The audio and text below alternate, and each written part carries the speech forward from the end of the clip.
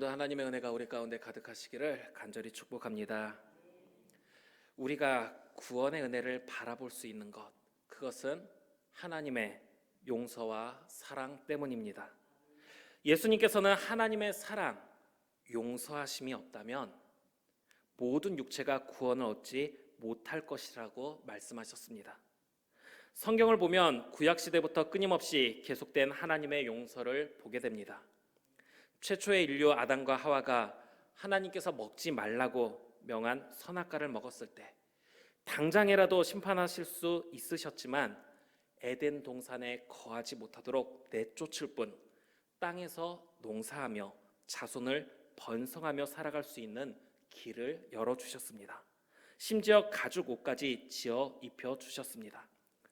가인이 동생 아벨을 죽임으로 범죄하였을 때도 땅에서 유리하는 자가 되게 하시면서도 가인에게 표를 주사 그를 만나는 모든 사람에게서 죽임을 면하게 하셨습니다. 성경을 계속해서 보면 이스라엘 역사 속에 하나님의 용서하심이 수도 없이 나타나며 이사야 선지자를 통해 여호와께서 말씀하시되 오라 우리가 서로 변론하자. 너희 죄가 진홍같이 붉을지라도 주홍같이 붉을지라도 눈과 같이 희어질 것이요 진홍같이 붉을지라도 양털같이 희게 되리라. 강력하게 용서를 선언하시는 하나님의 사랑을 보게 됩니다. 이 은혜와 사랑으로 우리가 구원의 은혜를 바라볼 수 있는데 중요한 것은 하나님께서 어디까지 용서하실까 하는 것입니다. 지금까지 저런 무한정한 잘못까지도 다 감싸주시면서 용서해 주셨으니까 앞으로도 무한정 사랑하시며 용서하실 거다라고 생각하면 되겠습니까? 우리는 성경을 통해 하나님의 용서와 함께 노아 시대에 있었던 홍수, 북이스라엘과 남유다의 멸망, 바벨론에서의 포로 생활 등 하나님의 심판도 보게 됩니다. 불순종하고 반역하는 사람들의 말로가 어떠한지도 보게 되는 것이죠. 그러면 이 시대를 살아가는 우리는 어디까지 용서를 받으며 어떤 모습이 되면 용서받을 수 없으니 그렇게 되어서는 안 되겠다 하는 마음을 품어야 하겠습니까? 또 다른 사람을 향해서도 어디까지 말을 해주어야 하겠습니까? 하나님께서 용서하실 생각도 없는데 괜찮아, 하나님께서 다 알고 계시니까 용서해 주실 거야. 하나님의 심판이 임하려고 하는데 회개하고 돌이켜서 심판을 피하는 것이 아니라 위로라는 선한 목적을 앞세워서 용서받아서 아무 일도 없을 거라고 그렇게 이야기해 주면 되겠습니까? 지난달 청년들에게 질문거리를 주고 자신의 생각들을 한번 쓰게 해봤는데 나쁜 짓 한 번 하고 착한 일 한 1만 번 하게 하면 1만 번 하면 이 사람은 착한 사람인가 하는 질문이었습니다. 나쁜 짓 한 번 하고 착한 일 한 1만 번 하면 착한 사람 맞습니까? 이제 상황이 어떤지를 좀 살펴야죠. 어떤 나쁜 짓인지. 그래서 이제 계산하기 쉽게 이렇게 예시를 들어줬어요. 사기를 치던 도둑질을 하던 아니면 부동산 기획부터 주가 조작부터 막 있는데 온갖 나쁜 짓을 해서 한 1천억 정도의 부당한 이득을 얻은 다음 100만 원씩 다른 사람에게 한 10,000명 정도에게 나눠준다, 선행을 베푼다면 이라는 내용이었어요. 나쁜 짓을 하기는 했지만 한두 명도 아니고 한 1만 명의 사람에게, 그러니까 한 1만 번 이상의 선행, 고아에게, 독거노인에게, 돈 없어서 치료받지 못하는 사람에게 한 100만 원씩 주면서 그렇게 한 1만 번의 선행을 베풀면 이 사람은 착한 사람인가 하는 것이었죠. 물론 1천억을 횡령하고 뭐 100만 원씩 준다고 10,000명을 준다 하더라도 100억이니까 남은 900억은 이 사기친 사람이 가져간다는 전제 조건 하에서였습니다. 청년들의 대답은 하나같이 이 사람은 나쁜 사람이다 라는 것이었습니다. 100번, 1000번도 아니고 1만 번의 선행을 했다 한들 그의 잘못이 크기 때문에 1만 번의 선행이 무의미하다는 것이었습니다. 우리가 교회에서 가르치는 것은 어떤 잘못을 했든 하나님께서 용서해 주실 거고 용서받은 사람으로 남은 인생을 평생토록 선을 행하며 살면 하나님께서 기뻐하실 거다라는 게 기본적인 가르침인데 1만 번의 선행을 하더라도 이 사람은 나쁜 사람이다. 여러분은 어떻게 생각이 되십니까? 잘못이 크면 선행의 횟수와 상관없이 나쁜 사람이다 라고 생각이 되십니까? 그렇다면 우리는 더욱 우리의 행동을 돌아보아야 합니다. 오늘 나의 삶 속에서 내가 하지 말아야 할 일을 한다거나 나중에 더 열심히 잘하면 될 거라고 생각하며 지금 해야 할 일을 하지 않는다면 하나님의 말씀에 불순종한 후에 앞으로 수백 번 수천 번 잘한다 한들 그것은 아무 소용없는 일이 될 것이기 때문에 그렇습니다. 눈 한 번 딱 감고 평생 행복해질 수 있을 정도의 그 부당한 이익을 취하면 사기든 도둑질이든 어쨌든 평생 행복해질 수 있을 만큼 취할 수 있다고 한다면 그냥 눈 한 번 딱 감고 나쁜 짓 저질러 놓고 회개한 후에 용서받아서 남은 인생 편안하게 살면 어떨까 하는 질문에 살아가면서 부끄러운 모습을 많이 보여서 그런가 정말 참 신박한 방법이네요 라는 대답과 함께 그래도 악용은 하나님의 용서를 악용하는 것은 안 된다. 그것은 잘못이다. 나는 그렇게 하지 않겠다.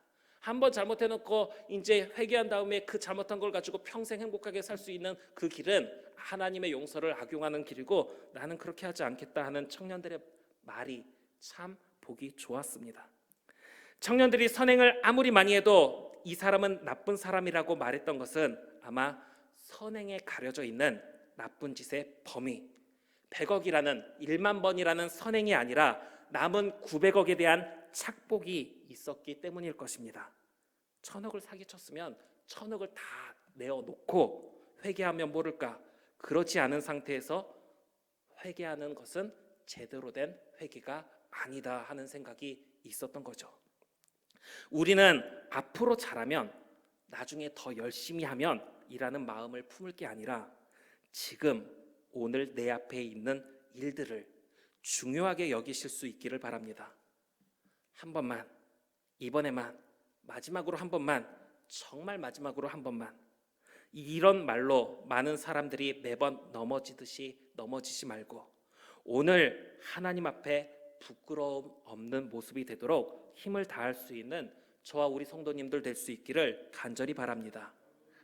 우리는 당연하게 용서받을 수 있을 거라거나 앞으로 잘하면 될 거라는 생각으로 경솔하게 행동해서는 안 됩니다. 예수님께서는 용서의 기준을 명확하게 설명해 주셨습니다. 어디까지 용서받고 어디까지 용서받을 수 없는지. 마가복음 3장 28절에서 29절 말씀을 보면 내가 진실로 너희에게 이르노니 사람의 모든 죄와 모든 모독하는 일은 사하심을 얻되 누구든지 성령을 모독하는 자는 영원히 사하심을 얻지 못하고 영원한 죄가 되느니라. 모든 죄가 용서받을 수 있다고 말씀하셨습니다. 그런데 성령을 모독하는 사람은 영원히 사하심을 얻지 못한다고 말씀하십니다. 그러면 성령을 모독한다는 게 무슨 말일까요? 개역 한글에서는 이제 회방이라는 단어로 번역해서 성령 회방죄라고 이야기하기도 했었는데 개역 개정과 다른 여러 번역본을 보면 이제 이 헬라어 단어가 블라스페미아라는 단어로 악담, 비방, 조롱을 뜻하는 단어이기 때문에 대부분의 번역이 이제 모독이라는 단어로 번역을 합니다. 성령의 사역을 단순 방해하는 것이라기보다 성령을 모욕하는 것, 그것이 용서받지 못할 일인 것이라는 겁니다. 하나님께서 사람들에게 계명을 주실 때 시내산에서 모세를 통해 계명을 주시는데 이 10가지 계명 중 세 번째 계명 무엇이었습니까? 여호와의 이름을 망령되이 일컫지 말라. 하나님께서는 하나님의 이름을 모욕하는 것만으로도 그를 죄 없다 하지 않겠다 하고 말씀하셨습니다. 그런데 성령을 향해 비방하고 조롱하고 멸시하고 무시하는 모습이라면 그건 영원히 용서받을 수 없는 모습이라는 것인데 오늘 우리가 봉독했던 말씀을 보면 한번 빛을 받고 하늘의 은사를 맛보고 성령에 참여한 바 되고 하나님의 선한 말씀과 내세의 능력을 맛보고도 타락한 자들은 다시 새롭게 하여 회개하게 할 수 없나니 이는 그들이 하나님의 아들을 다시 십자가에 못 박아 드러내놓고 욕되게 함이라. 이것이 성령을 무시하고 모욕하는 모습입니다. 타락해서 하나님의 아들을 다시 십자가에 못 박게 만들어야 하는 것처럼 예수님께서 지신 십자가를 무의미하게 만들며 예수 그리스도를 욕보이는 것. 그런데 오늘 말씀을 자세히 살펴보면 어떤 사람들에게 이 말씀을 하고 있습니까? 어떤 사람들을 가리켜 이 말을 하고 있습니까? 하나님에 대해 알지 못하는 사람들, 우상을 숭배하며 다른 종교를 가진 사람들입니까? 그런 사람들은 돌이킬 수 없다고 말씀하는 것이겠습니까? 하나님을 만나지 못해서 무지하게 행동하는 그런 사람들도 아니고 하나님의 사랑을 받은 사람을 대상으로 이 말씀을 하고 있는 것입니다. 더 자세히는 하나님의 사랑을 받지 못하고 기도의 응답을 받지 못해서 그래서 믿음이 없어서 하나님에게 멀어지는 경우가 있는데 그런 사람도 아니고 하나님의 사랑과 은혜를 받은 사람이 타락하게 되면 다시 새롭게 회개하게 할 수 없다는 것입니다. 성령을 모독하는 것은 하나님의 은혜를 받아놓고 하나님을 무시하는 것, 하나님의 크신 은혜라고 말은 하면서도 그 은혜를 하찮게 만들어버리는 것입니다. 과거 이스라엘 백성이 우리 마음이 이 하찮은 음식을 싫어하노라. 먹을 게 없어서 하나님께서 하늘에서 만나를 내려주시는데 이제 그거에 질렸는지 하나님께서 주신 은혜를 향해 이 하찮은 음식이라고 여긴 것처럼 오늘 우리도 우리의 삶 속에 하나님의 은혜를 그렇게 여기고 있는 것들이 있지는 않는지 돌아보아야 합니다. 내게 베푸셨던 하나님의 은혜를 그저 우연의 일치로 여긴다거나 하나님께 받은 은혜가 과거에만 도움이 된 것이고 그 은혜가 지금은 아무것도 아닌 것처럼 여겨서는 안 됩니다. 오늘 내 앞에 있는 문제, 지금 내 앞에 있는 그 일들을 놓고 이 일은 하나님의 은혜로도 해결할 수 없는 문제니까 내가 내 방법대로 해결하겠다 하는 마음으로 하나님을 무시하는 모습, 하나님의 능력으로도 할 수 없는 일이니까 내가 내 방법대로 하고 나중에 시간 좀 더 내서 하나님을 찾겠다. 빛을 받고 은사를 맛보고 성령에 참여한 바 되고 하나님의 선한 말씀과 내세의 능력을 맛보고도 타락하는 그것이 하나님의 아들을 다시 십자가에 못 박아 드러내놓고 욕되게 하는 행동으로 다시 새롭게 하여 회개하게 할 수 없다는 것입니다. 예수님께서 우리를 대신해서 십자가에서 죽으신 것은 결코 쉬운 일이 아니었습니다. 하나님의 아들이라고 해서 고통 하나도 없던 게 아니라 우리와 똑같은 모습으로 오셨기에 똑같이 아파하셨습니다. 십자가에서 양팔과 발에 못 박히는 아픔이 어느 정도이겠습니까? 잡히시기 전날 밤에 겟세마네 동산에서 기도하실 때 이 잔을 내게서 옮길 수만 있다면 옮겨 주옵소서. 그만큼 쉽지 않은 일이었다는 겁니다. 그러나 우리를 위해 하나님의 사랑을 전하기 위해서 십자가를 지셨는데 하나님의 능력을 맛보고도 타락한 사람들은 예수님의 이런 희생을 값어치 없는 하찮은 것으로 여기는 것입니다. 그런 사람들이 다시 돌이킬 수 없다라는 것입니다. 에스겔서를 보면 악한 사람이 악을 버리고 올바른 일을 하면 그 악한 일을 기억하지 않겠다. 반대로 의로운 사람이 그 의를 버리고 악한 일을 하면 그 의로운 일을 기억하지 않겠다 말씀합니다. 이게 바로 하나님의 말씀입니다. 너가 예전에 착한 일을 했어도 지금 나쁜 짓을 하면 너는 죄를 짓는 거다. 사람들은 어떻게 그럴 수 있냐고 하나님이 불공평하다고 말합니다. 사람들의 마음에는 내가 착한 일 했었으니까 이번 한 번 정도 나쁜 일 해도 그래도 그게 좀 커버가 된다고 보았던 것이죠. 착한 일을 많이 했으면 그만큼 나쁜 일 조금 했어도 상충될 수 있는 거 아니냐 생각했던 것입니다. 우리 성도님들은 어떻습니까? 어제 착한 일 했으니까 오늘 정도는 나쁜 일 해도 괜찮다. 오늘 나쁜 일 해도 앞으로 내가 선한 일 수없이 많이 하면 괜찮다 하는 생각이 드십니까? 오늘 말씀이 담고 있는 핵심을 살핀다면 교만이라고 볼 수 있을 것 같습니다. 하나님의 사랑을 받았다고 해서 교만에 빠지지 말라는 것입니다. 지금까지 하나님의 은혜 받았고 그냥 은혜도 아니고 어마어마한 은혜를 받았다 하더라도 타락해버리면 소용이 없다. 그런데 말씀을 보다 보면 이런 생각이 듭니다. 하나님의 은혜를 받지 못했으면 은혜가 없어서 하나님에게서 멀어질 수는 있을 것 같은데, 은혜를 받아놓고도 하나님에게서 멀어지는 게 정말 있을 수 있는 일인 건가 하는 생각입니다. 하나님은 영이시기에 우리의 육신의 눈으로 볼 수 없는 분이신데, 만일 우리의 눈으로 하나님을 보게 된다면, 하나님을 본 다음에 본 후에도 하나님 앞에서 부끄러운 모습으로 설 수 있을까 하는 생각이 듭니다.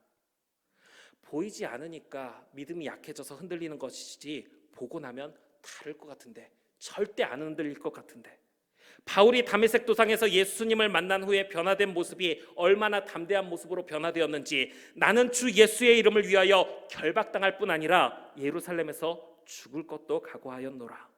바로 그런 모습이 될 것 같은데, 하나님의 은혜를 경험하고도 하나님을 부인한다니. 하나님의 은혜로 갈멜산에서 기적을 경험하며 거짓 선지자들을 물리친 엘리야, 그 후에 이세벨 왕비의 위협을 받을 때 어떤 모습을 보입니까?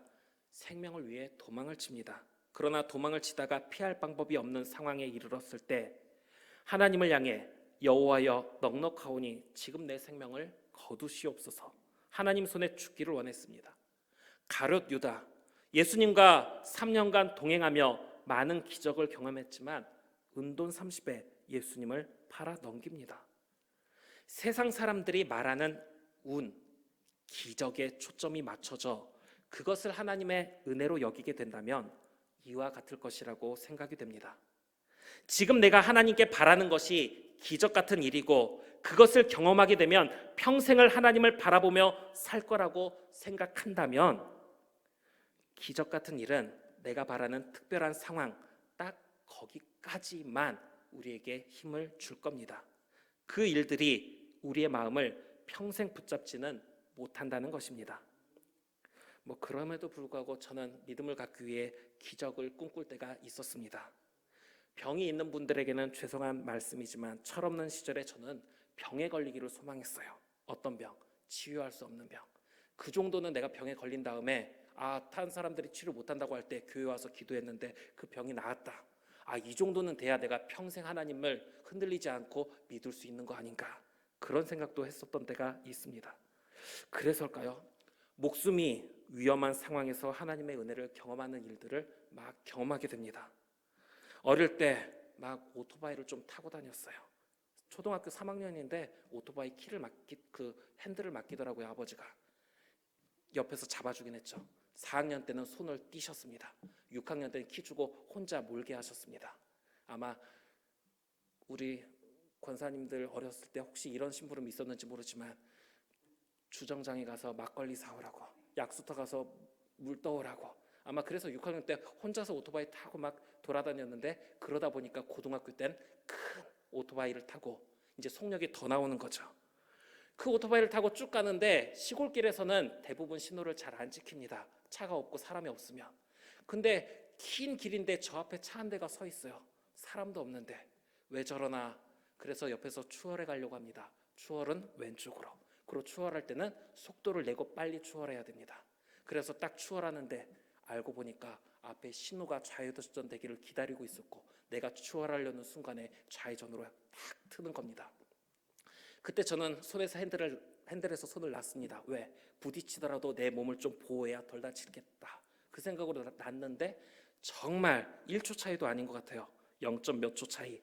그 차이로 그 위험에서 좀 벗어났던 일이 있습니다.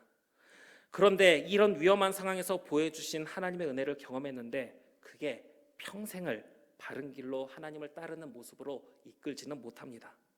바다에 중고등부 수련회를 가가지고 바다로 수련회를 가서 이제 바다에 가는데, 중학생 아이 하나가 썰물에 휩쓸릴 때 이 아이를 건지기 위해서 딱 그 손을 잡고 물 밖으로 잡아 끄는데, 정작 이제 반동 작용이라고 하는 거죠.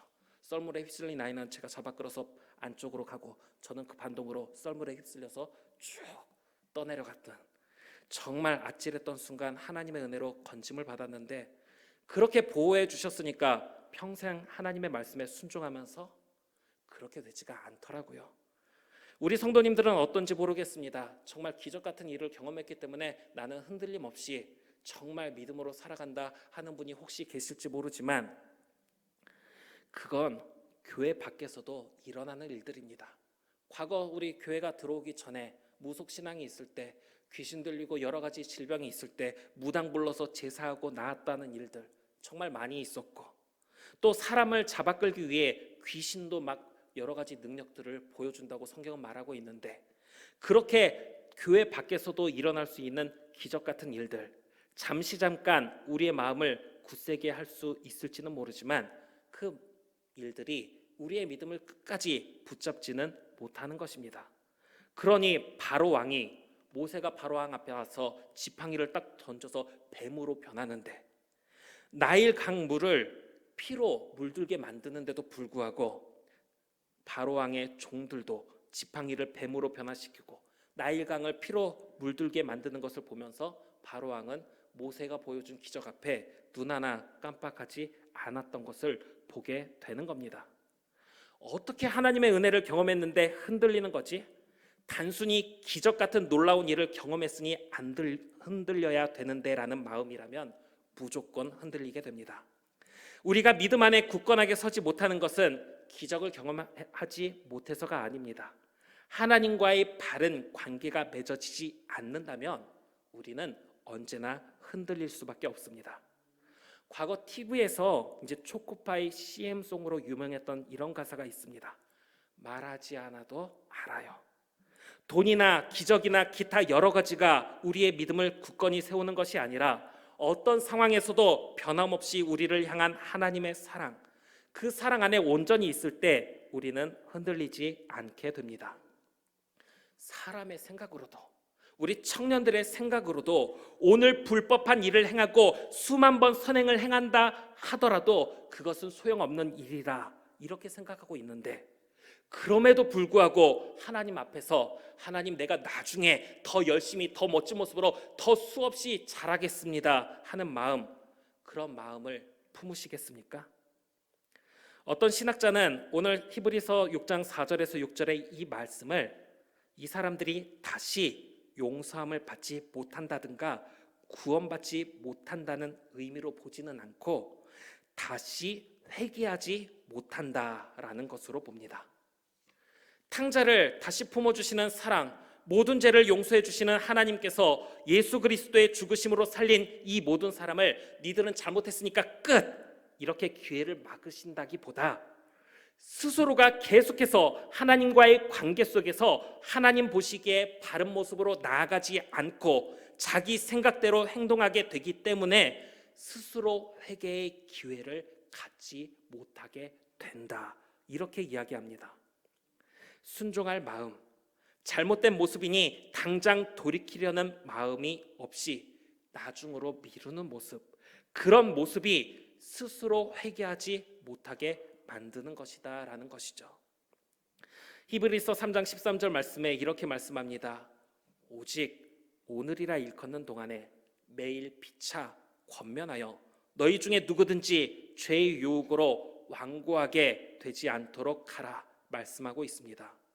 우리는 오늘 하나님의 사랑 안에 온전히 거해야 합니다. 우리는 정말 하나님께서 다시는 용서 안 해주실 정도인 건가? 여기에 매일 것이 아니라 오늘 하나님의 기쁨이 되는 일에 힘을 다할 수 있기를 바랍니다. 청년들이 썼던 글 중에 한 청년의 글이 마음에 와닿습니다. 아무리 좋은 일을 많이 해도 한 번 잘못 안 하는 게 낫다, 이렇게 썼는데요.